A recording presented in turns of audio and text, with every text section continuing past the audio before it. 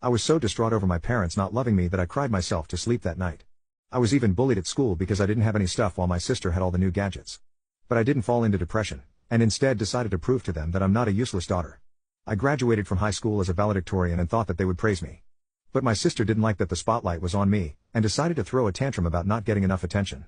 So instead of going to my graduation party, my parents took her to her favorite restaurant and treated her to a giant meal. That day onwards, I decided to just keep to myself. I was still living under their roof. But I hardly talked to anyone and only went down for lunch and dinner. It wasn't easy to do that as they were always worried about my sister and what she was doing anyway. I got a full scholarship to the college of my choice, and began focusing on my studies. I impressed one of my freshman professors, and got hired as his assistant the following year.